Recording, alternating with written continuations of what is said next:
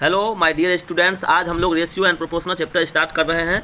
Ratio and proportional और percentage दो ऐसा चैप्टर है जो पूरे अंकगणित में यूज होता है और इसे पूरे अर्थमेटिक का हम लोग बैकबोन कह सकते हैं, क्योंकि यह बहुत ही महत्वपूर्ण चैप्टर होता है। चलिए रेशियो और प्रोपोर्शनल के बारे में, इसके डेफिनेशन, इसके टाइप्स और इसके लॉज के बारे में अध्ययन करते हैं। सबसे पहले हम लोग इसके डेफिनेशन को जानते हैं कि इसका डेफिनेशन होता क्या है, परिभाषा इसका क्या होता है। तो ये समझिए कि डेफिनेशन इसका क्या होता है कि it is the comparison between two like quantities. ये जो है ये कंपैरिजन होता है, दो सजातीय वस्तुओं के बीच में तुलना ही अनुपात होता है। दो सजातीय वस्तु का क्या अर्थ हुआ उसको समझते चलिए। देखिए, दो सजातीय वस्तु के बीच में तुलना करना ही क्या कहलाता है, रेशियो कहलाता है। इसको हम लोग कुछ एग्जाम्पल से समझते हैं कि दो सजातीय वस्तु होता क्या है। जैसे मान लीजिए हम आपको दो रेशियो फाइंड आउट करने के लिए बोल रहे हैं। एक रेशियो आपको हम दे दिए कि अगर निकालिए 10 हॉर्सेस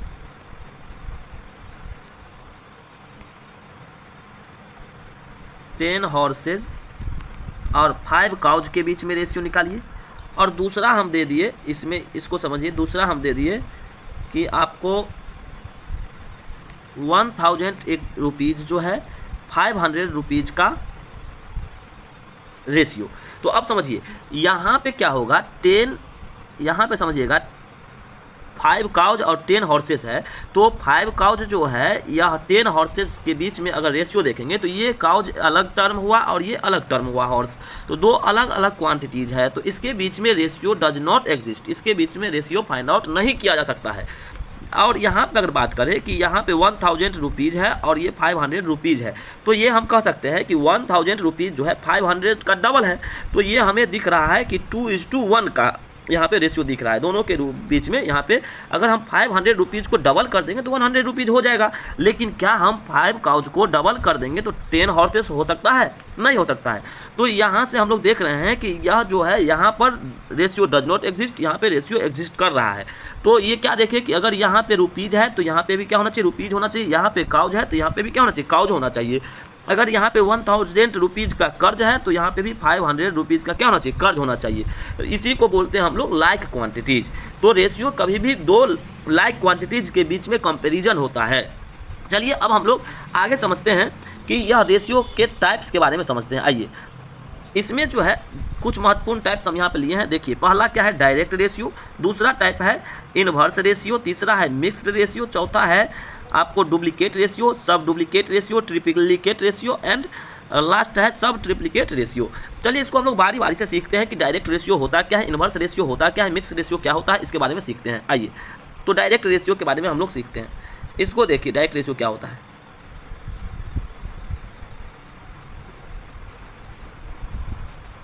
जैसे समझिए कि हम अगर बोल रहे हैं कि ए प्रोपोर्शनल टू बी, ये इसका क्या अर्थ होता है प्रोपोर्शनल का, ये समझिए, ये प्रोपोर्शनल का साइन है। तो इसको समझिए कि अगर ए बढ़ रहा है तो बी भी बढ़ेगा, अगर ए घट रहा है तो बी भी घटेगा। और इसी को हम लोग बोलते हैं डायरेक्ट रेशियो। अगर एक बढ़ रहा है तो दूसरा भी बढ़ना चाहिए, अगर एक घट रहा है तो दूसरा भी घटना चाहिए। इसी को हम लोग बोलते हैं डायरेक्ट रेशियो। और हम लोग इसको क्लियर करते हैं। देखिए क्या होगा इसमें कि अगर ले ले कि मैन और वर्क का रेशियो ले ले, कि मैन और वर्क के बारे में समझिए, मैन प्रोपोर्शनल टू वर्क। जैसे अगर कहीं भी आदमी का अनुपात 5:7 है तो वर्क का भी अनुपात 5:7 ही होगा। अगर कम आदमी है तो कम काम, ज़्यादा आदमी है तो ज़्यादा काम। इसको ऐसे भी लिख सकते हैं कि सपोज कीजिए कि यहाँ पे 5:7 आदमी का अनुपात था। अगर ये तिगुना काम कर रहा है तो अगर ये 15 और कर रहा है काम तो ये 7×21 करेगा। मतलब यहाँ पे भी देख रहे हैं कि कम आदमी था, कम काम हुआ, अधिक आदमी है तो अधिक काम हुआ। इसी को हम लोग बोलते हैं डायरेक्ट रेशियो। अब और कुछ एग्जाम्पल से हम लोग इसको समझते हैं डायरेक्ट रेशियो को। आइए, जैसे मान लीजिए,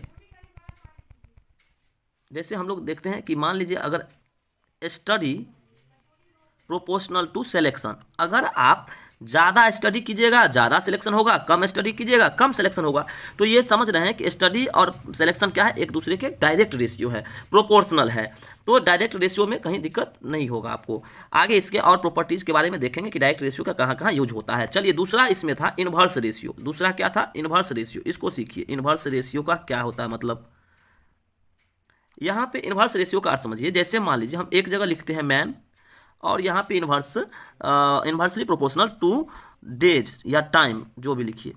तो यहाँ पे समझिए, जैसे मान लीजिए हम कह रहे हैं कि 5 आदमी था, किसी काम को 10 दिन में कर रहा है, अगर हम इसी आदमी को बढ़ा के अगर हम 15 कर दिए तो बताइए आदमी बढ़ जाएगा तो समय क्या लगेगा, कम लगेगा। जैसे ही आदमी 15 हो गया तो समय इसको अब लगेगा 3 दिन 4 दिन जो भी लगे। तो यहाँ पे क्या देख रहे हैं कि आदमी अगर कम है तो समय ज़्यादा लगेगा, आदमी अगर ज़्यादा है तो समय कम लगेगा। एक दूसरे के इन्वर्स है, एक दूसरे के उल्टा है, इसी को हम लोग बोलते हैं इन्वर्स रेशियो। तो यहाँ से देखिए हम इन्वर्स रेशियो को कुछ यहाँ पे देखते हैं कि कैसे फाइंड आउट करते हैं। जैसे मान लीजिए कि 5:7 है, इसका इन्वर्स रेशियो निकालना होगा तो यह 1/5:1/7 हो जाएगा, 1/5:1/7 हो जाएगा। अब क्या करेंगे कि इन्वर्स मतलब कि इसको उल्टा कर देना है और ये 1 करके लिख देना है। अब इसको सोल्व कैसे करेंगे इसको समझिए। इसको सोल्व करने के लिए हम लोगों को क्या करना पड़ेगा, यहाँ पे 1/5 इंटू और 1/7 इंटू नीचे वाले 5 और 7 का एलसीएम लेना पड़ेगा। तो 5 और 7 का एलसीएम होता है 35। कितना होता है, 35 होता है। तो 35 से हमें इसको मल्टीप्लाई करना होगा, 35 से क्या करना होगा, मल्टीप्लाई। चलिए इसको काटते हैं, तो काटिए। यहाँ पे आ गया 5 7 जा 35 और 7 5 जा 35। तो बताइए यहाँ से रेशियो कितना आ गया बोला जाए, यहाँ से रेशियो आ गया आपको, यहाँ से रेशियो आ गया 7:5। तो इस तरह से हम लोग निकाल सकते। देखिए कहिएगा यहाँ से डायरेक्ट भी कर सकते थे, तो डायरेक्ट हम लोग यहाँ से नहीं कर सकते थे। जैसे मान लीजिए यहाँ से अगर डायरेक्टली करेंगे तो ठीक है, इसको उलट दिए। लेकिन फिर अगर यहाँ पे अगर हम दूसरा क्वेश्चन की बात करें तो फिर यहाँ पे अगर दूसरा अगर इसको चेंज कर दे 2:3:4, अगर हम जैसे मान लीजिए 7:5 है, इसका हम 5:7 लिख सकते हैं। बट अगर हम इसको अगर ऐसे लिख दिए 4:3:2 लिख दिए तो ये गलत हो जाएगा। तो ये बनेगा कैसे, तो जैसे हम आपको पहले बताए थे पीछे, उसको देखते हैं, उसी के अनुकूल यह निकलेगा। चलिए हम इसको फाइंड आउट करते हैं, इसका इन्वर्स रेशियो। तो ये क्या हो जाएगा 1/2:1/3:1/4। चलिए तो इसका इन्वर्स रेशियो हम लोग फाइंड आउट करते थे। इन्वर्स तो कर दिए, अब इसको सोल्व कैसे करेंगे, तो यहाँ पे इसको सीखिए 2 3 और 4 का हम लोग एलसीएम लेंगे। तो एलसीएम कितना हो जाएगा, इसका एलसीएम हो जाएगा आपको यहाँ पे 12। तो 1/2 इसको मल्टीप्लाई करना पड़ेगा 12 से, रेशियो 1/3 इसको मल्टीप्लाई कितना से करना पड़ेगा 12 से, 1/4 और इसको भी मल्टीप्लाई करना पड़ेगा 12 से। चलिए इसको हम लोग काट के इसका रेशियो निकालते हैं, कितना हो जाएगा 6, इसको काट लेते हैं हो जाएगा 4, इसको काट लेते हैं हो जाएगा कितना 3। तो 6:4:3 रेशियो आ गया इसका इन्वर्सली। तो बताइए इन्वर्स रेशियो फाइंड आउट करना हम लोग सीख गए। चलिए नेक्स्ट हम लोग इसको देखते हैं, नेक्स्ट क्या है, मिक्स्ड रेशियो। ये मिक्स्ड के बारे में सीखिए, ये बड़ी महत्वपूर्ण है ना। इसके बारे में हम लोग सीखते हैं कैसे मिक्स्ड रेशियो बनाते हैं। मिक्स्ड रेशियो, आइए इसको क्या करते हैं, जैसे मान लीजिए एक बर्तन में मिल्क और वाटर का रेशियो दिया हुआ है 2:3, ठीक है। दूसरा एक बर्तन है जिसमें मिल्क और वाटर जो है आपको यहाँ पे मान लीजिए 3:7, ठीक है। तो यहाँ पे आपको कहेगा कि अगर ये दोनों बर्तन में जो मिल्क और वाटर जो है ना, दूध और पानी का जो अनुपात है, अगर इसको मिला दें तो तीसरे बर्तन में इसका जो अनुपात, नया अनुपात क्या बनेगा। दोनों को मिलाना है, पहले बर्तन में 2:3 है, दूसरे बर्तन में 3:7 है, इसको हमें मिलाना है। इसी को मिक्स रेशियो सीखना है, बड़ी जो महत्वपूर्ण है। देखिए क्या करेंगे कि पहले हम इसमें जब भी मिलाना होगा तो इसके वॉल्यूम को इक्वल करेंगे। वॉल्यूम मतलब इसकी धारिता जो होता है कि कितने कितने लीटर का है दोनों बर्तन में, उसको इक्वल करना पड़ेगा। तो बताइए पहला बर्तन की बात करें, पहला की बात करें तो इसमें है कितने लीटर, अगर 3 और 2 को जोड़ दीजिए 5 लीटर है। दूसरे की बात करें तो इसमें कितना हो गया 10 लीटर है। तो हमें दोनों को इक्वल करने के लिए इस दोनों का एलसीएम लेना पड़ेगा। तो 5 और 10 को इक्वल करने के लिए इसको अगर हम 2 से गुना कर दें और इसको 1 से कर दें तो दोनों क्या हो जाएगा, इक्वल हो जाएगा।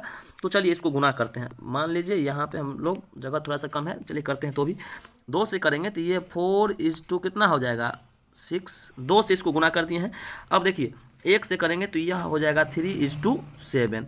तो अब हम यहाँ पे बात करें कि अगर यहाँ पे इसको थर्ड मान लीजिए जो पात्र है, जो बर्तन है मेरे पास, उसमें इसको मिलाएंगे तो 4 और 3 को जोड़ दीजिए 7 और 6 और 7 को जोड़ दीजिए 13।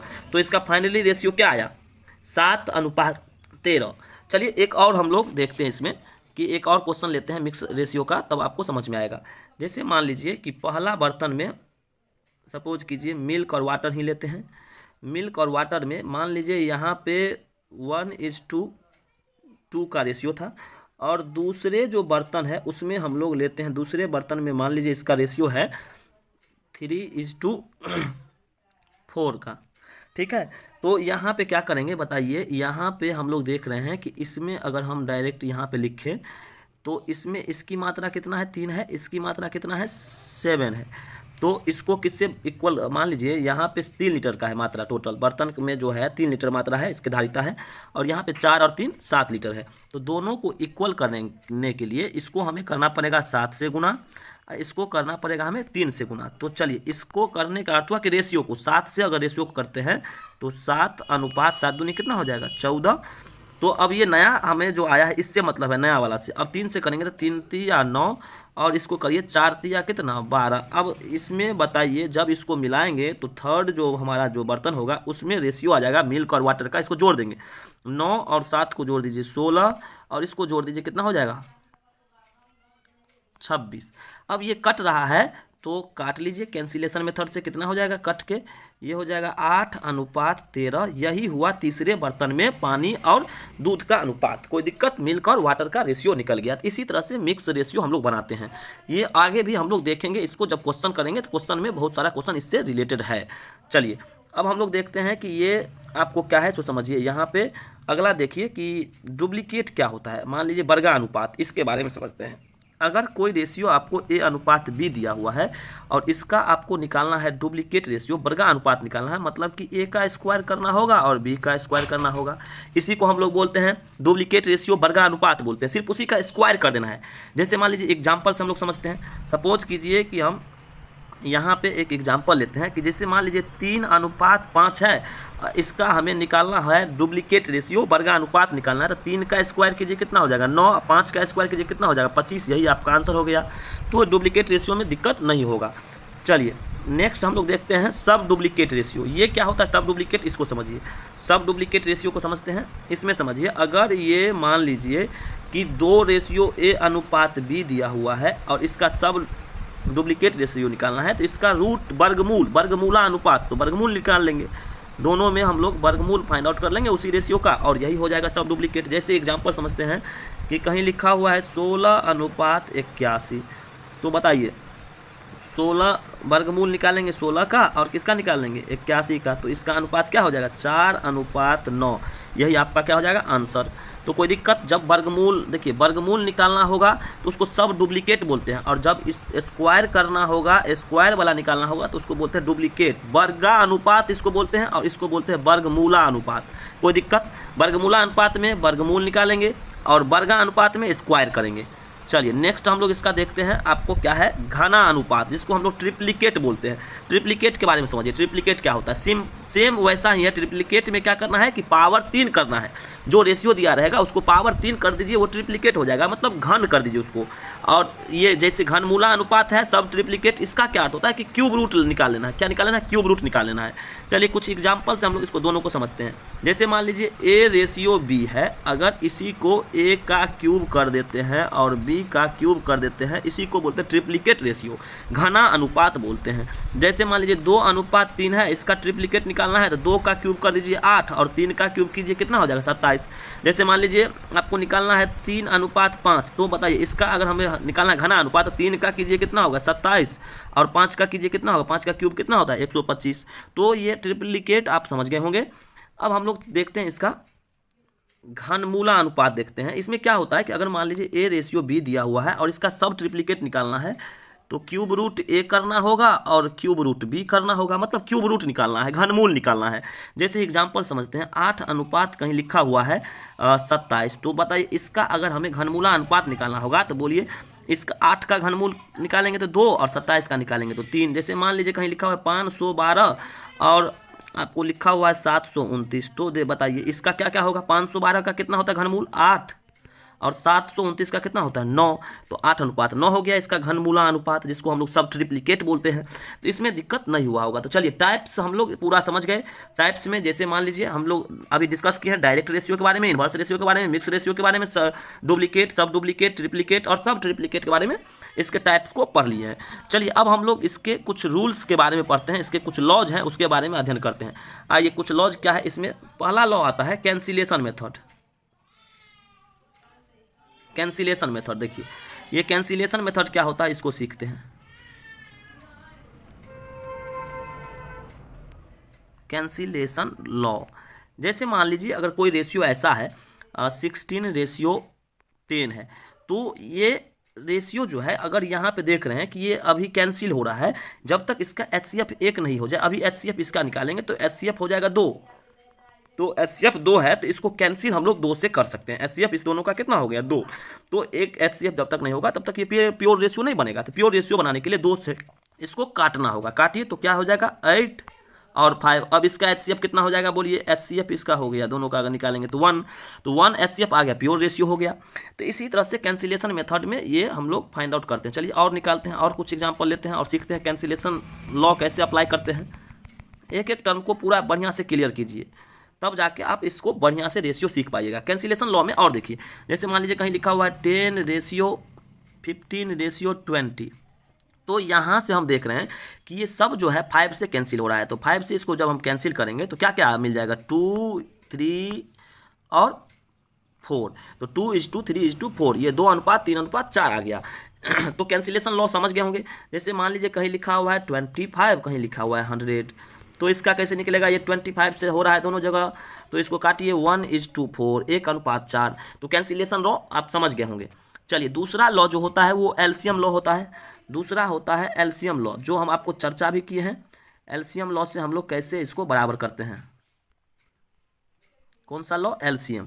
तो यहाँ पे समझिए एलसीएम लॉ में क्या होता है कि कोई अगर इन्वर्स रेशियो आपको अगर दिया हुआ है 1/2:1/3:1/4, और इसको हम लोग प्योर रेशियो में बदलना है, इन्वर्स को प्योर रेशियो में बदलना है, तो क्या करेंगे, तो आपको करना होगा कि नीचे वाले जो टर्म है यहाँ पे 2, यहाँ पे 3, यहाँ पे 4, इसका एलसीएम लेना होगा। तो बताइए इस सब का 2, 3 और 4 का एलसीएम कितना हो जाएगा 12। तो इसको सबको क्या करना होगा 12 से मल्टीप्लाई करना होगा। तो यहाँ पे चलिए हम लोग यहाँ फाइंड आउट करते हैं कैसे होगा। 1/2 इसको मल्टीप्लाई करना होगा 12 से, फिर लगाएंगे 1/3 मल्टीप्लाई करना होगा 12 से, 1/4 मल्टीप्लाई किसे करना होगा 12 से, ठीक है।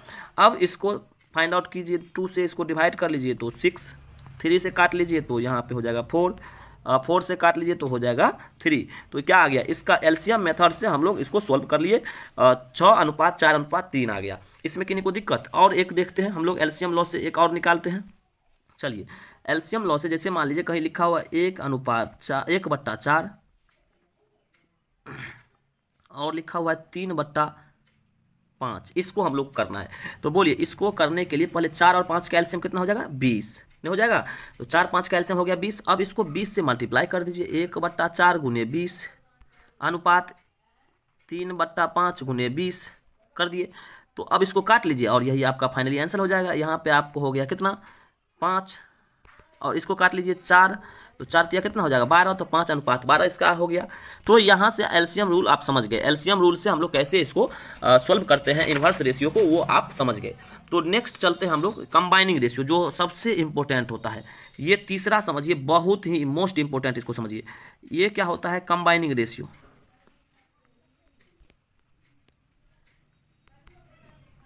कंबाइनिंग रेशियो, दो रेशियो को हम लोग कैसे कंबाइन करते हैं। मिक्स्ड रेशियो अलग था, वो मिलाने वाली बात है। इसमें कंबाइन कैसे करते हैं इसको सीखेंगे कंबाइनिंग रेशियो में। जैसे मान लीजिए A/B दिया हुआ है 2:3, B/C दिया हुआ है आपको 4:5। अगर हमें दोनों को कंबाइंड करना है, दोनों को मिलाना है, और फाइनली हमें यहाँ से फाइंड आउट करना है A/B/C, ये इसकी वैल्यू निकालना है। कभी कभी आपको पूछ देगा A और C में, शुरू वाला और अंतिम वाला के बीच में रेशियो पूछेगा, तो इसको हम लोग कैसे फाइंड आउट करेंगे, चलिए इसको देखते हैं, ठीक है। कंबाइनिंग रेशियो में इसके कई तरीके हैं कंबाइन करने के, तो 1-2 तरीका हम लोग यहाँ पे डिस्कस करते हैं, और जो इसमें इंपॉर्टेंट लगेगा उसको आप यूज कर लीजिएगा। 3 मेथड हम लोग डिस्कस करते हैं। चलिए तो जैसे मान लीजिए A/B कितना था 2:3 था, और B और C कितना था 4:5 था। तो सबसे फर्स्ट क्या होता है ये समझिए, मेथड 1 हम आपको जो बता रहे हैं, मेथड 1 समझिए। मेथड 1 में क्या करना है उसको सीखिए, कि आपको सबसे पहले ये शुरू वाले दोनों को हम लोगों को गुना करना पड़ेगा। A/B/C का वैल्यू फाइंड आउट करना है, तो इसको गुना करिए शुरू वाला, तो कितना आ गया 8। अब क्रॉस करना है, क्रॉस में 4 तिया कितना हो जाएगा 12, उसके बाद लास्ट वाले को कीजिए कितना हो जाएगा 15। इसमें समझिए क्या करना है कि मतलब यहाँ पे फिर से हम आपको बताते हैं, इसको सीखिए। इसको कैसे निकालना है इसको सीखिए। जैसे मान लीजिए 2 है ना, इसको और इसको ब्लॉक कर दीजिए। तो जिसको घेर दिया पहले वो घेरने वाले को सीधा मल्टीप्लाई कर लीजिए। जैसे 4 और 2 को मल्टीप्लाई कर लेंगे तो 4 दूनी कितना हो जाएगा 8, और इसको 5 और 3 को कर लेंगे तो इसका अनुपात कितना आ जाएगा 15। और जो बीच में जो बचा उसको क्रॉस कर लीजिए, मतलब कि यहाँ से स्टार्ट करना है और नीचे तक आना है, कितना हो जाएगा 12। ठीक है, ये इसको बोलते हैं मेथड 1। क्या बोलते हैं इसको? मेथड 1। सेकेंड मेथड को हम लोग देखते हैं। चलिए इसी का अगर सेकेंड मेथड की बात करें तो A अनुपात B अनुपात C की बात करें तो पहले ये कितना दिया हुआ था 2 अनुपात 3 था, और B और C कितना था 4 अनुपात 5 था। ये भी अच्छा है। देखिए इसको क्या करेंगे कि इसमें जहाँ जहाँ खाली है तो इसके जो 3 है ना 3 से इस बॉक्स को भर देंगे खाली वाले को, और यहाँ पे जो 4 से भराएगा यह बॉक्स। तो अब ये समझिए, इसको मल्टीप्लाई कर लीजिए। 4 दूनी 8, 4 तिया 12 और 5 तिया कितना हो जाएगा 15। ये भी बहुत ही महत्वपूर्ण है।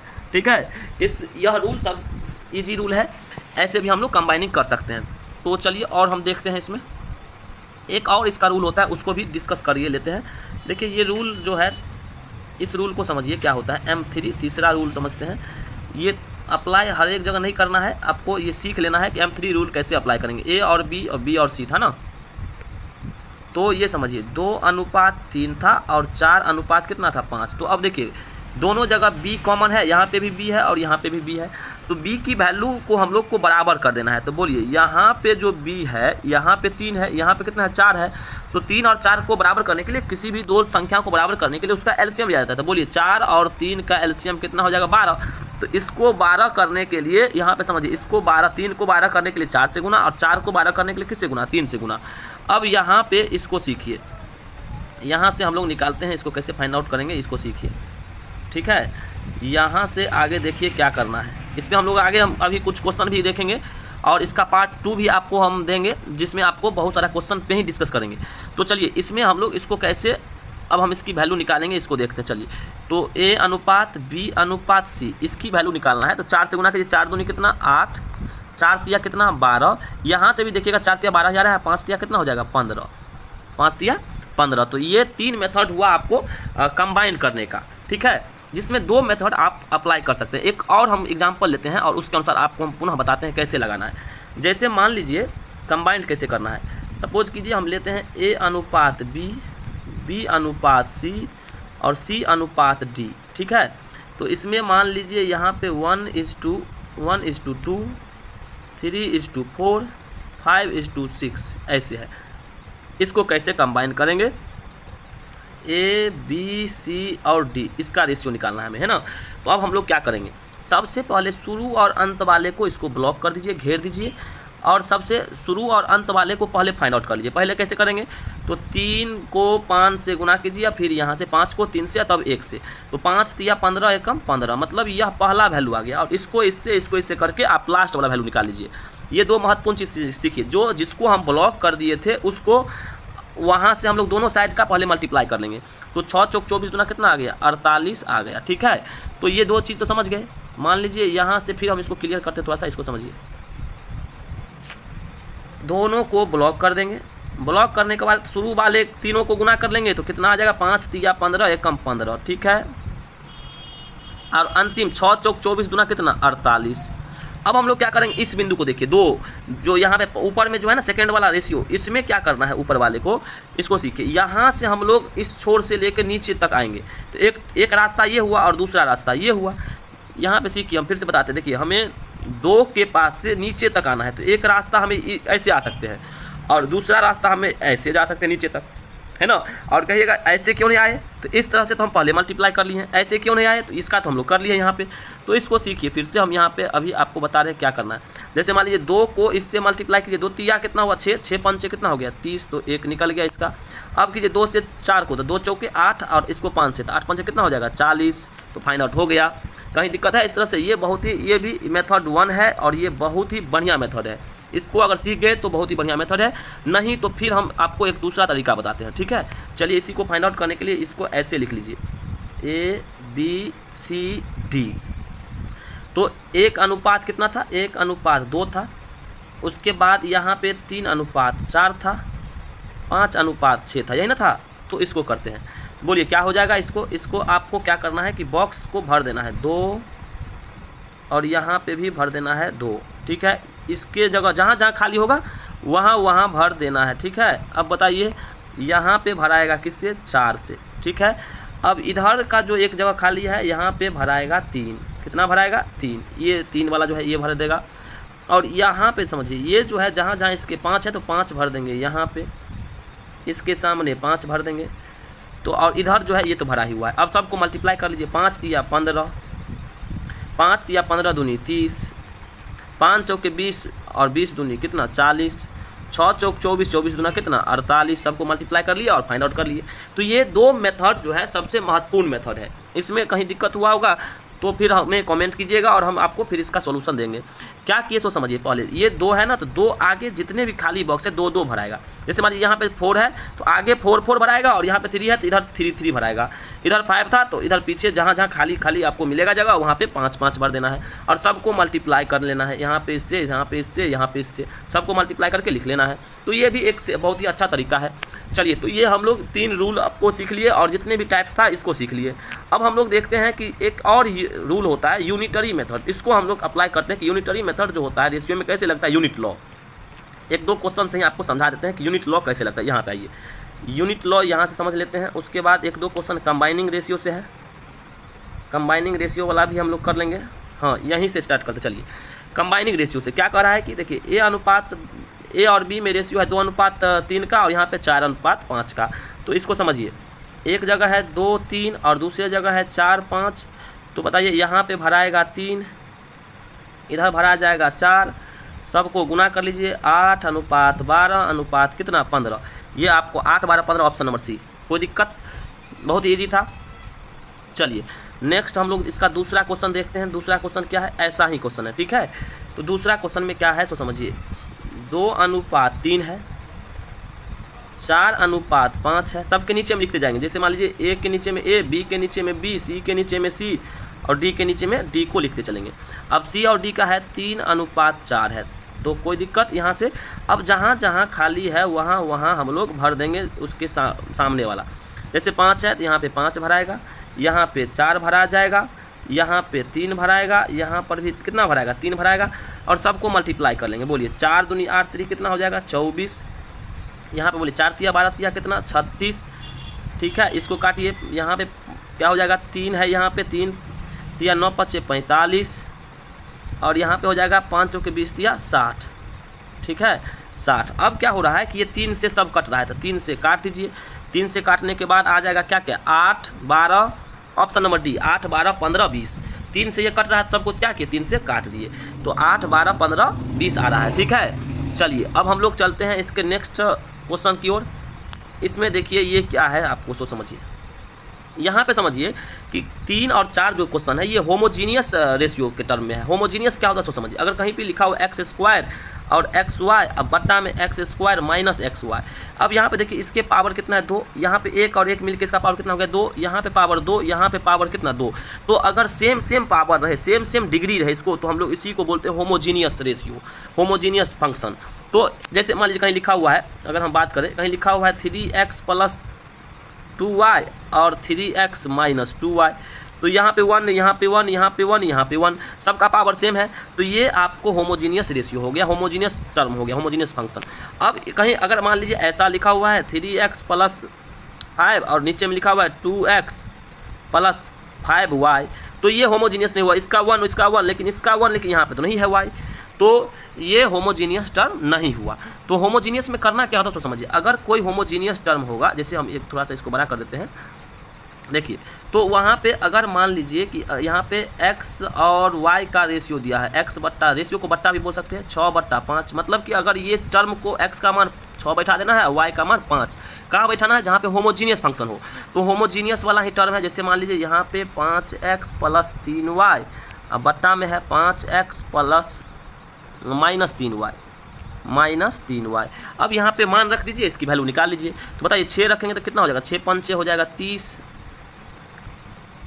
अब प्लस कितना हो जाएगा सो बताइए, यहाँ पे निकालते हैं। चलिए इसका मान आ जाएगा 30, अब प्लस कितना, यहाँ पे अगर हम 6 दे दिया, 5 × 15, ठीक है, और 30 - 15, तो इसको घटा लीजिए, कितना हो गया 45, बट्टा में आपको हो जाएगा 15, 15 × 45, 15 × 45 का अर्थ हुआ 3/1, अर्थात 3:1, 3:1 जिसमें होगा वो आंसर हो गया। मतलब सीधा मान पुट कर देना है, x का मान 6 और y का मान 5 सीधा पुट कर देना है। तो बोलिए यहाँ पे 3:1 आ गया, इसका आंसर कौन सा हो जाएगा? ये आपको ऑप्शन नंबर सी हो जाएगा। तो इसी तरह से 4 वाला भी हम लोग को कर लेना है, ठीक है, बहुत ही सिंपल है। सिर्फ क्या करना है, तो a/b का मान कितना है आपको सोच समझिए। ये थोड़ा सा लिखने का तरीका बदल दिया है, इसको सीखिए। ये कैसे लिख दिया है सोच समझिए। इसमें आपको क्या किया है, a के बट्टा में 3 दिया है और b के बट्टा में कितना दिया है, 4 दिया है। तो इसको आप b को इधर ले आइए, ऐसे इसको ऐसे भी लिख सकते हैं, a/b और 3/4। a का मान 3 रख दीजिएगा और b का मान 4 रख दीजिएगा। बहुत ही सिंपल है, आप इसका वैल्यू फाइंड आउट कर लीजिएगा, रेशियो निकाल लीजिएगा। चलिए अब हम लोग एक और देखते हैं, इसमें यूनिटरी मेथड वाला जो एक सवाल होगा इसको देखते हैं। आइए, इसमें यूनिटरी मेथड क्या है सो समझिए, यूनिट लॉ जिसको बोलते हैं। जैसे मान लीजिए यहाँ पे कह रहा है 3 संख्याओं का अनुपात दिया हुआ है। 3 संख्या का अनुपात कितना कितना दिया है, 10, 15 और 24, ये तीनों दिया हुआ है। उसके बाद क्या बोल रहा है वो समझिए, कह रहा तीनों का योग 196 है। तो बोलिए तीनों का योग 196 है, तो इसको हम लोग लिखेंगे, देखिए 196 बोला है तीनों संख्या का जोड़। लेकिन यहाँ पे तीनों संख्या को जोड़िए, 10, इसको 10 यूनिट मानिए, इसको 15 यूनिट, इसको 24 यूनिट। तीनों को अगर जोड़ लेंगे तो कितना हो जाएगा, तीनों को जोड़ने के बाद हो जाएगा 10 और 15 हो गया 25, 25 और 20 को जोड़िए, 25 20 कितना हो गया, 45 4 49। तो बोलिए टोटल हो गया 49 यूनिट। तो 49 यूनिट को इसको काटिए, कितने टर्म से कट जाएगा, 1 यूनिट बराबर हो जाएगा आपको, बोलिए 4। 1 यूनिट का मान कितना हो गया, 4। अब हमें जो पूछ रहा है उसके बारे में सोचते हैं। आपको पूछ रहा है कि सबसे छोटी संख्या, देखिए यहाँ पे कैसे तुलना की, ये समझ में आया। यहाँ पे हम लोग किए कि कुल देख रहे हैं कि कुल यहाँ पे आपको बोला है कि कुल योग है 196, लेकिन कुल योग 196 है। यूनिट में बात करेंगे तो 10, 15 और 24 को जोड़ देंगे तो 49 यूनिट हो गया। तो कुल है 49 यूनिट, लेकिन कुल है 196। तो 1 यूनिट का मान कितना आ गया, 4 आ गया। बोलिए 1 यूनिट का मान हम लोग कितना निकाल लिए, 4 निकाल लिए। तो आपको पूछा सबसे छोटी संख्या, तो सबसे छोटी संख्या 10 है। तो 1 यूनिट बराबर 4 हुआ, तो 10 यूनिट बराबर 10 गुने 4 कर दीजिए, कितना हो जाएगा, 40। 1 का मान 4 है तो 10 का मान 40 हो जाएगा, ऑप्शन नंबर ए। कोई दिक्कत, इसी को बोलते हैं यूनिट लॉ। चलिए एक और क्वेश्चन देखते हैं यूनिट लॉ पे। ऐसा ही कुछ क्वेश्चन है, इसको देखिए। यहाँ पे समझिए इसमें क्या कह रहा है, देखिए ratio of income of Ram, Mohan और श्याम 7:9:10। तो 7, 9 और 10 का रेशियो दिया हुआ, ठीक है। और इसमें कौन कौन है, एक है राम, दूसरा है कौन, मोहन, और तीसरा कौन है, श्याम। तो 3 है ना, एक राम, मोहन और श्याम। अब देखिए इसमें कुछ आगे क्या कहा है कि राम का जो इनकम है वह मोहन के इनकम से कितना कम है, 2400 कम है। तो बोलिए 2400 कम है, कौन किससे कम है, तो बोला है, तो समझिए राम का इनकम जो है ना किससे, मोहन से। तो मोहन ये हुआ। तो यहाँ से इसको सीखिए, राम और मोहन का अगर हम यहाँ पर देखें, राम का इनकम है 7, मोहन का 9, कम कितना यूनिट है, तो 2 यूनिट। इस यहीं पे मेन इसी चीज़ को सीखना है कि अगर राम को यहाँ पे 7 है, यहाँ पे 9 है, तो ये मोहन से 2 यूनिट कम है। तो कहेंगे कम है 2 यूनिट, लेकिन कम है कितने, 2400। 2 यूनिट बराबर 2400, तो 1 यूनिट का मान निकाल लीजिए। 1 यूनिट का मान कितना हो जाएगा, 1200। 1 यूनिट का मान 1200 हो गया। तो अब 1 यूनिट का मान 1200 हो गया, तो किसका इनकम पूछ रहा है, तो पूछ रहा है श्याम का इनकम। तो बोलिए 1200 इनकम हो गया, 1200 इसका श्याम का मिल रहा था कितना, 10 यूनिट। तो 1200 को 10 से गुना कर दीजिए, तो इसका इनकम हो जाएगा 12,000। कितना हो जाएगा, 12,000 इनकम हो जाएगा, ऑप्शन नंबर ए। कोई दिक्कत, इसमें हम लोग क्या किए, देखिए मोहन और राम के बारे में बोला कि राम जो है मोहन से 2400 कम है इसका इनकम, लेकिन अनुपात में इसका इनकम की बात कीजिए तो 2 यूनिट कम है। तो 2 यूनिट बराबर 2400, तो 1 यूनिट बराबर 1200, तो इसलिए 10 यूनिट बराबर 12,000। चलिए तो यहाँ तक हम लोग कर लिए। और इसके बाद जो है आपको एक और क्वेश्चन है, इसको भी देख लीजिए, इसको देख लीजिए। आज का ये लास्ट क्वेश्चन है, और फिर हम लोग नेक्स्ट पार्ट में जो है क्वेश्चन का डिस्कशन और हम लोग करेंगे, जितने भी इसका टाइप छूट गया है उसको भी हम लोग कर लेंगे। चलिए इसमें देखते हैं, ABC का जो दिया हुआ है 3500 रुपया, इसको बांटना है। तो इसमें पहले देखिए AB, इसका अनुपात कितना है, 5:4, और B और C का कितना है, बोलिए 3:2। पहले इसको तो आप पहले तीनों का ABC निकाल लीजिए, A:B:C कंबाइनिंग रेशियो से। कंबाइनिंग रेशियो हम अभी पढ़ा दिए हैं, तो इसका आ जाएगा 5:15 और कितना हो जाएगा 4:12 और 4×2 8, हम निकाल लिए। तो अब यहाँ से आप देखिए, यहाँ पे A की बात करेंगे तो A को मिल रहा है 15 रुपया, तो B को 12 रुपया और C को 8 रुपया। रुपया बोलिए या यूनिट बोलिए, इसको 15 यूनिट, 12 यूनिट और 8 यूनिट। तो यहाँ से आप बोलिए, यहाँ से अब क्या करना है कि तीनों का दिया हुआ है कितना, 35। तो इसको जोड़िए 12 और 8 20 और 35 ही हो रहा है। तो 35 यूनिट बराबर 3500, बोलिए 35 यूनिट बराबर क्या 3500। अब यहाँ पे 1 सेकेंड रुक जाइए।